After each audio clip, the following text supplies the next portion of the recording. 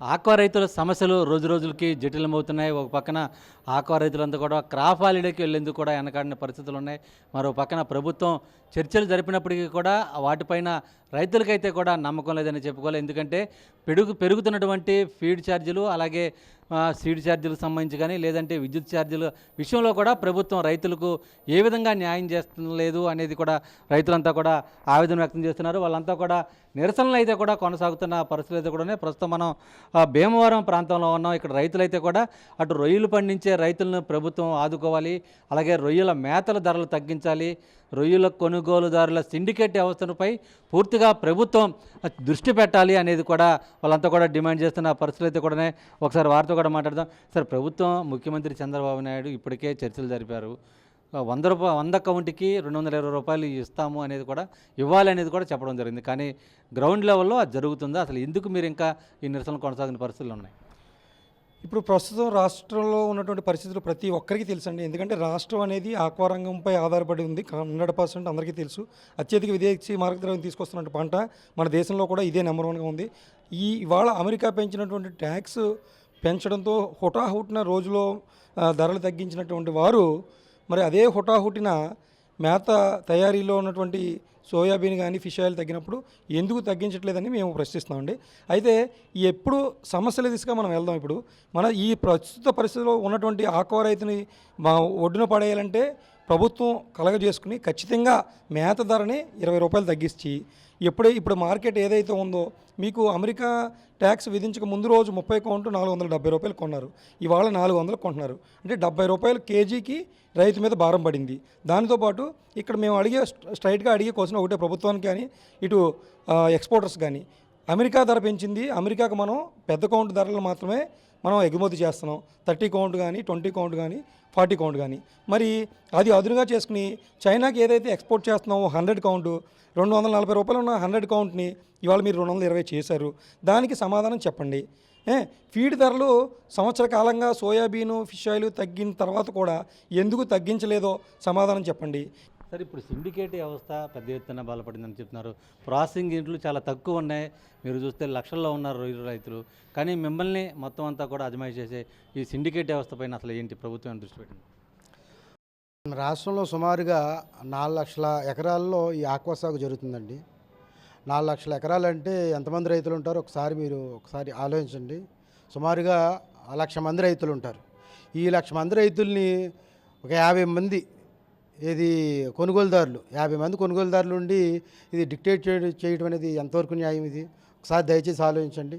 ఈ రాష్ట్ర సంపదలో ప్రధాన భాగం అంటే 24% ఈ ఆక్వా నుంచే రాబడి వస్తుంది.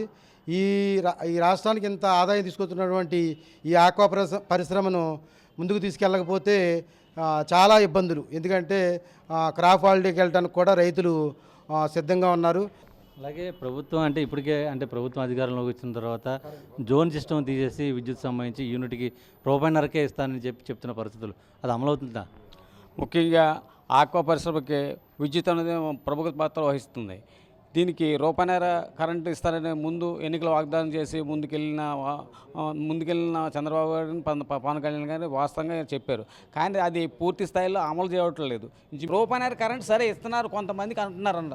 అది ₹1.5 కాదు. ₹1.5 కరెంట్ ఏంటంటే ₹1.5 ₹1.5 కాకుండా ట్రూ ఆఫ్ ఛార్జీలని, ఇంకో ఛార్జీలని, బొగ్గు ఛార్జీలని ₹3 అవుతుంది ఇంచుమించుగా. అంటే ₹1.5 బదులు ₹3 అవుతుంది ఇండైరెక్ట్గా. కరెంట్ అంటే కరెంటే. భోజనం అంటే ₹100 అంటే ₹100, సాంబార్కి 10, ఇంకో 200 అయిపోతుంది భోజనానికి. అది కరెక్ట్ కాదు విధానం. అవసరమైతే మీకు గిట్టుబాటు కాకపోతే అవసరం కొద్దిగా పెంచుకొని ₹3 కట్టడానికి రైతులు కట్టే పరిస్థితులు లేడు.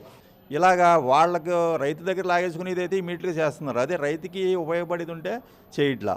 దీంతోపాటు హ్యాచరీస్ కూడా సరైన సీడ్ ఇవ్వట్లా. దానివల్ల కూడా రైతులు బాగా నష్టపోతున్నారు. వాళ్ళు ఏంటంటే సీడ్ అమ్మేసుకుంటా చూస్తున్నారు తప్ప క్వాలిటీ ఇద్దామని చూస్తారు. అవసరం అయితే ఇంకో 2 పైసలు 5 పైసలు ఎక్కువ పెట్టుకోండి, సరైన సీడ్ ఇస్తే రైతుకు వర్కౌట్ అవుతుంది. ఇంకా వాళ్ళ క్రాప్ హాలిడే ప్రకటించారంటే ఇవన్నీ వ్యవస్థలు కూడా ఇబ్బంది పడతాయి. ప్రభుత్వం కూడా దానివల్ల ఇబ్బంది పడుతుంది. దాని గురించి ప్రభుత్వం ఆలోచించి ఆక్వా రైతులకి న్యాయం చేయాలని ప్రార్థిస్తున్నాం. సరే, ఏం సార్ ఈ ఎంపడా అప్సడా ఉన్నాయి, ఇటు వలన అసలు ప్రయోజనం ఉందా ఆక్వా రైతులకి? ఎలా ఉంది? నాకు తెలిసి గవర్నమెంట్ ఎంపెడా అనేది ప్రజెంట్ ఇప్పుడు నిద్రా వ్యవస్థలో ఉంది. దానికి నాకు తెలిసి ఇప్పుడు వరకు ఉన్న రైతులకి ఎవరికే క్వాలిటీ సీడ్ ఇచ్చింది, సర్టిఫికేట్ ఇచ్చింది దాఖలు లేవు. ఎంపెడా సర్టిఫికేట్ ఇచ్చి ఏ హ్యాచరీకి సర్టిఫికేట్ ఇచ్చాడు ఆయన? దాని మీద నాణ్యం ఇప్పుడు ఎవరైనా టెస్టింగ్ చేయించుకుంటున్నారు. టెస్టింగ్లో ఎవరికి వచ్చింది క్రాపు? 100 అబవ్ తప్ప బిలో వచ్చిన వాళ్ళు లేడు ఇప్పుడు క్రాపు. అందులో కూడా ఇప్పుడు స్లంప్లో ఉంది ఆక్వా రైతులందరూ. ఒక్క రైతుకు కూడా ఇప్పుడు వరకు ఉన్న రైతుల్లో మీరు వెళ్ళండి, మీ మీడియా తరపున ఏ రైతుకైనా ఎంపెడా సర్టిఫికేట్ ఇచ్చి 100 కౌంట్ వచ్చింది చూపించండి హ్యాచరీ. అంటే ప్రభుత్వ నిర్లక్ష్యం అనుకోవాలా, లేకపోతే అధికారులు సరిగ్గా చేయట్లేదు అనుకోవాలి? ఎలా? అధికారులు మొత్తం వ్యవస్థ అంతా యూనియన్ అయిపోయి ఉమ్మడిగా దోస్తున్నారు రైతునని. ఇది ఒక సామెత ఉంది, ఎలా అంటే పొదుగు కోసి పాలు తాగటం, బంగారు బాతు గుడ్లు రోజు పెడుతుంది కదండి. దాన్ని ఒకసారే ఆ రకంగా మన అక్వా రైతులను చంపేద్దామని సిండికేట్ చూస్తున్నారు. దీనివల్ల రైతులు ఎంతైతే నష్టపోతారో వాళ్ళు కూడా అదే నష్టపోతారో తెలుసుకోవట్లేదు. మనం పొదుక్కోతే పాలు తాగుదామని చూస్తున్నారు. అదే రకంగా రైతును చంపేద్దాం ఇది సిండికేట్ అయిపోయి ఈ రేట్ని వాళ్ళే నిర్ధారించేసి సడన్గా 2 రోజుల వ్యవధిలో 60 రూపాయలు 70 రూపాయలు తగ్గించి రైతు మీద భారం పెడుతున్నారు. అదే కాకుండా ఇప్పుడు వీళ్ళు చెప్పారు చూసారా, మేతల కంపెనీల వాళ్ళు సగం మంది వాళ్ళే రొయ్యలు కొంటున్నారండి. ఈ మేతల కంపెనీ వాళ్ళు ఎవరైతే వాళ్ళన్నారో వాళ్ళే రొయ్యలు కొంటున్నారు. అక్కడ అమెరికాలో ట్రంప్ గారు మీటింగ్ ముగిసిందో లేదో వీళ్ళు 70 రూపాయలు తగ్గించేశారు, కరెక్టే. ఇందులో మేతల కంపెనీ వాళ్ళే సోయాబీన్ తగ్గింది. గతంలో 110 రూపాయలు 100 రూపాయలు ఉన్నది అప్పుడే 6 నెలలు 7 నెలల కాల వ్యవధిలో ఎప్పుడు బడ్జెట్ సమావేశాలు అయినప్పుడు సోయాబీన్ రేటు తగ్గింది. ఈ రోజు కూడా దాన్ని అమలు చేయట్లేదు. అంటే రైతు మీద భారం పడి దాన్నేమో వెంటనే అమలు చేస్తారో, రైతుకి ఊరట కలిగించే విషయాల్లో మాత్రం వాళ్ళు అమలు చేయరు. జోక్యంతో ఈ సిండికేట్ వ్యవస్థని ఇచ్చేసి రైతుకి కనీసం మద్దతు ధర కల్పించి రైతుని బతికించాలని మేము కోరుకుంటున్నాం. ఇది మొత్తానికైతే కూడా అటు ఆక్వా రైతులైతే కూడా ఇంకా ప్రభుత్వం పైన, అంటే ప్రభుత్వానికి విన్నపాలు చేస్తున్నారు. ప్రభుత్వం ముందుకు రాకపోతే క్రాప్ హాలిడేకి ఇంకా ముందుకెళ్లేందుకు కూడా వెనకాడబోమని హెచ్చరిస్తున్న పరిస్థితులు అయితే కూడా ప్రస్తుతం అటు ఉమ్మడి పశ్చిమ గోదావరి జిల్లాలో కొనసాగుతున్నాయి. ప్రసాద్ శ్రీనివాస్, 10 టీవీ, భీమవరం నుంచి.